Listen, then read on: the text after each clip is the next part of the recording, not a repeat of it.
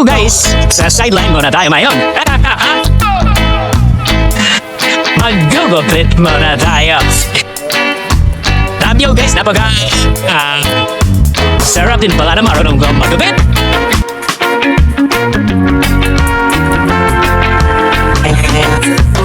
Halfway na the road.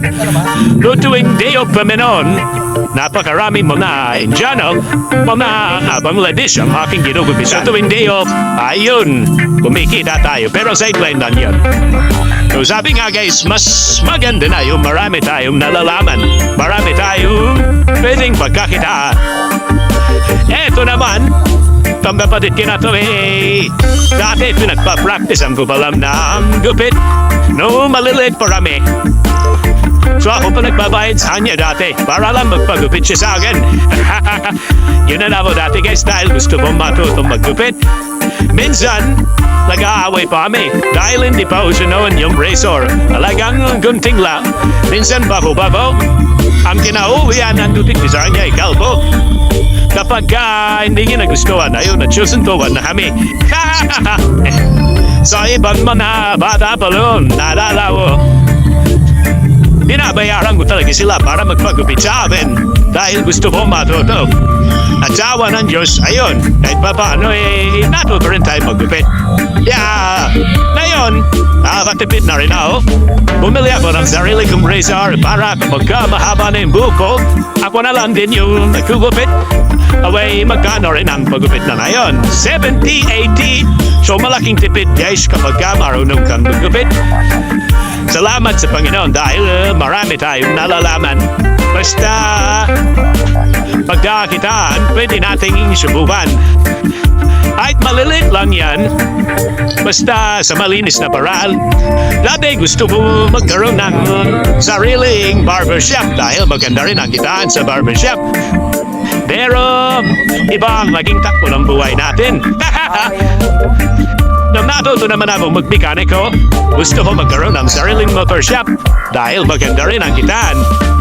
Sa ngayon naman nalilibang tayo sa pagtibidyo.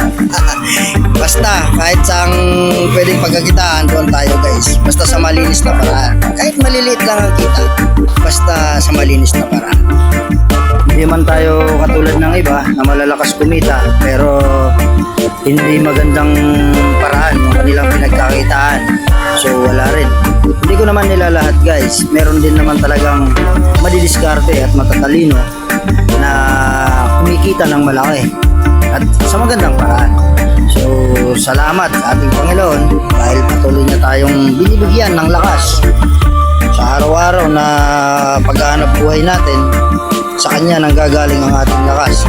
Kahit gaano ka katalino, kahit gaano ka kalakas, kapag nakalimutan mo magpasalamat sa ating Panginoon, baka dumating yung araw na alisin niya yung lakas mo. So wala tayong magagawa. Hindi tayo makakapaghanap buhay. So ang pinaka-importante sa lahat guys, palagi tayong magpasalamat sa ating Panginoon dahil sa Kanya nang gagaling ang ating lakas. Wala tayong magagawa. Lagi nating tatandaan, wala tayong magagawa kapag ang Panginoon ay nagalit sa atin, kapag nakalimutan natin magpasalamat sa Kanya.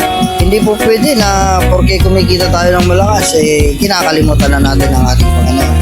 So lagi nating isabuhay, lagi nating isaisip at isapuso na ang lahat ng bagay, ang lahat ng lakas, lahat ng pinagkakakitaan natin ay nanggagaling sa ating Panginoon. Wala tayong magagawa kung wala ang ating Panginoon. So hanggang dyan lang guys, salamat sa ating lahat. God bless you.